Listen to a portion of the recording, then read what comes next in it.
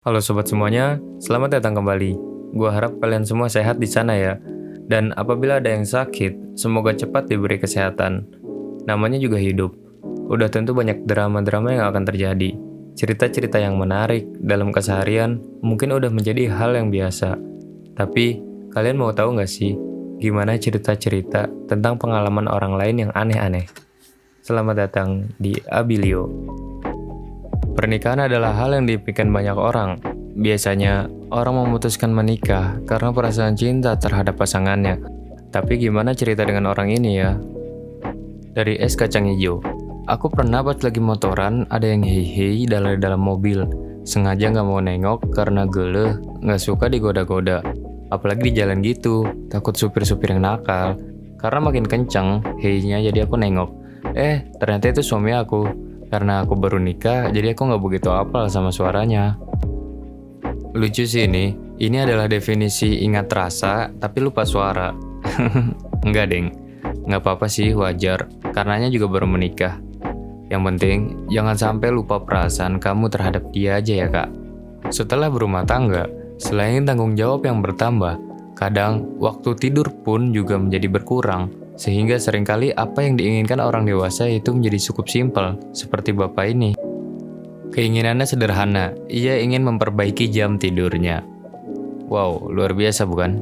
Jam tidur bagi orang dewasa sangatlah penting. Selain bisa mimpi indah dan enak-enak, maksudnya mimpi yang makan enak, tidur pun sangat bagus untuk kesehatan. Baik kesehatan kulit, badan, mental, ginjal, paru-paru, pankreas, dan segala macam jeroan lainnya. Saking pentingnya tidur, lihatlah kasus efek orang yang kekurangan tidur ini.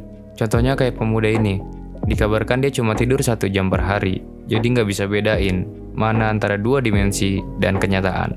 Ups, canda 2 dimensi. Nggak apa-apa sih cinta sama 2 dimensi, yang penting ya nggak berlebihan kayak gini juga sih.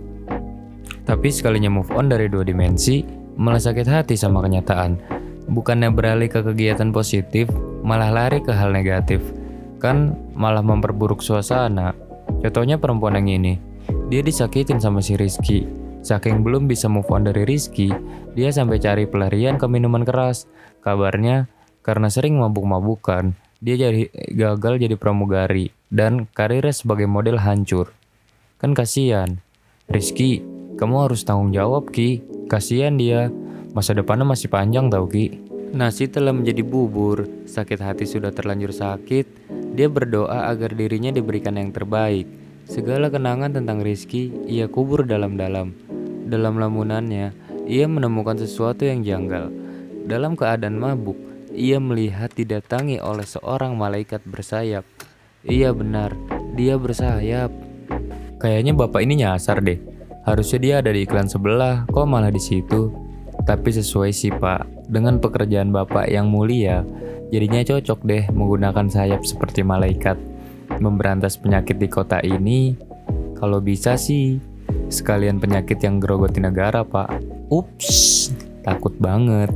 Tebel, takut banget loh. Balik lagi ke kasus perempuan tadi, si Rizky menganggap dirinya tampan karena sudah skincarean rutin. Ia terus merawat kulitnya hingga bersinar, terang benderang seperti mentari di ufuk barat. Namun ia merasa aneh.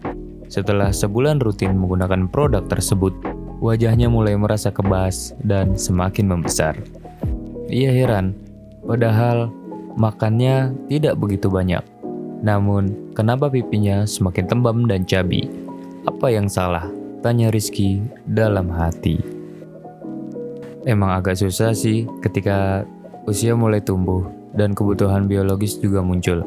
Kalau ada kebutuhan biologi, berarti ada nggak ya kebutuhan fisika? Atau jangan-jangan ada juga kebutuhan matematika? Kebutuhan kimia? Sudahlah. Lagian kita juga nggak mau mikir di sini kan. Gue tahu kalian udah capek sama gitu-gituan. Jadi, puk for you, my brother and my sister. Nanti juga semua selesai kok. Jalanin aja dulu. Dan juga, ketika sudah mulai tumbuh dewasa, ada juga beberapa cara yang bisa digunakan untuk bisa bahagia. Salah satunya adalah cara ini. Selain itu, juga bisa dengan cara ini.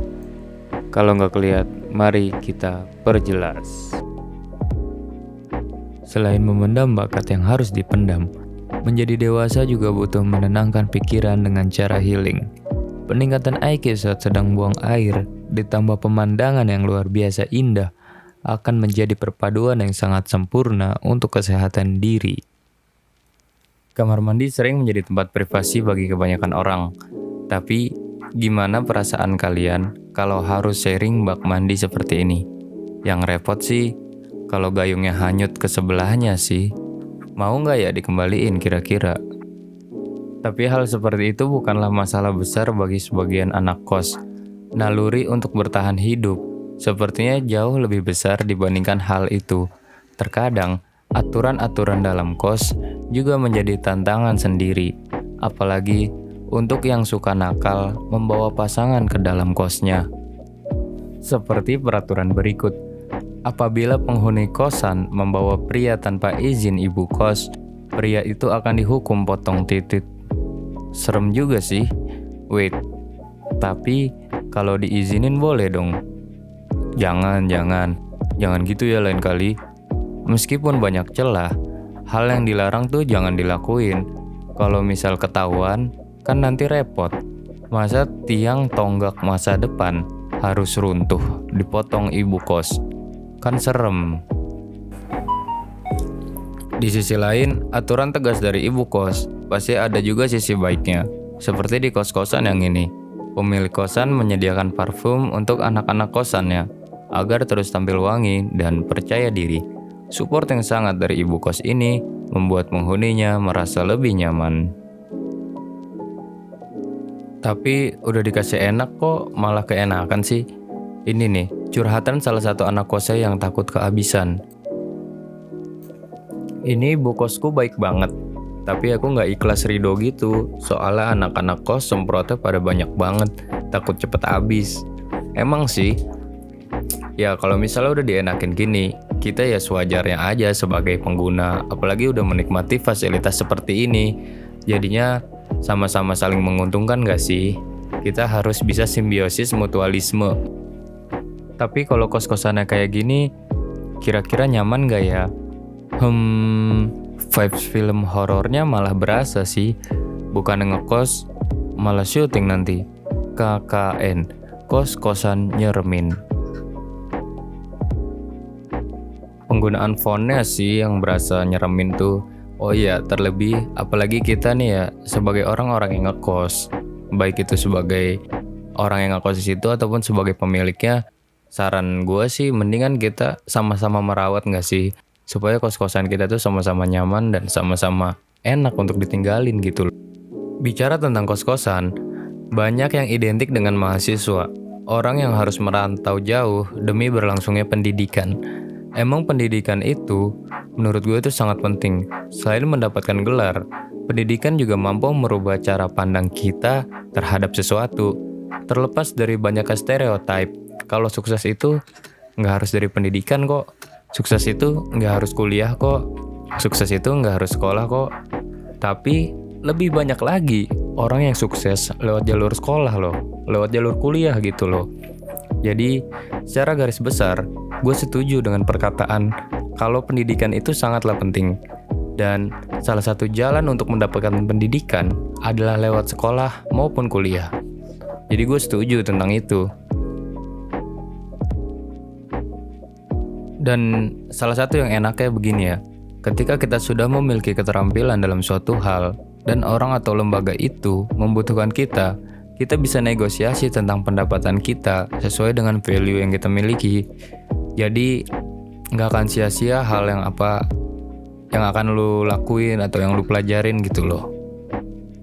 Kesimpulannya adalah tetaplah menjadi manusia yang terbaik menurut versi lu sendiri dan tetap lakukan hal sebaik mungkin. Serta jangan pernah berhenti belajar. Gua Abilio, gue berharap gue bisa mendengar cerita terbaik dari lo. Sekian dan terima kasih.